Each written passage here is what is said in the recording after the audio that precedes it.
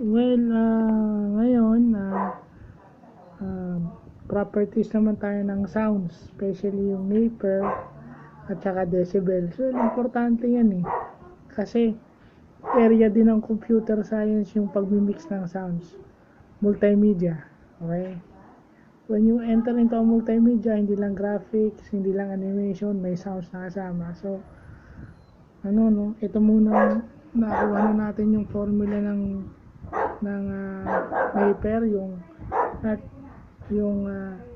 LA ng A over B, and then yung decibel is 20 times log A over B. Ganun lang yung formula. Simple, pero yung conversion na lang. Madali naman yung conversion eh. Madali naman yung conversion ng decibel to Napier, tsaka Napier to, decibels to Napier, tapos Napier to decibel. So, ang hirap pala maging ECE. Ang hirap pala maging ECE. So, Jericho, pinag-aaralan ko na ngayon yung isa sa posibleng mo maging topic. Pag pinag-uusapan yung sounds.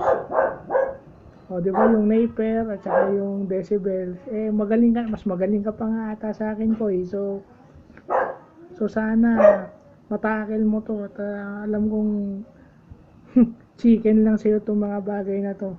Sigurado sa yung super proud sa'yo si Tita Mila pag nagkataon. So, itong video na to, yun na yung primer, Tita. Kung mapapanood mo itong video na to, itong mga pinag-aaralan ko extension lang kasi hindi naman dinis ka sa amin eh.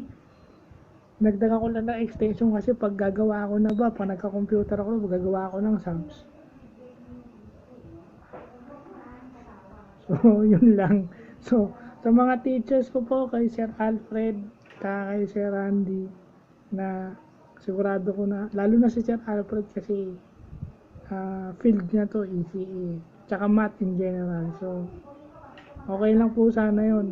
Sir Randy, ito po, nag-extend po ako. So, inaano ko na rin yung principles ng sound sa computer. So, yun lang. Ma'am Ebanghelio, Mrs. Makababad. Sige po.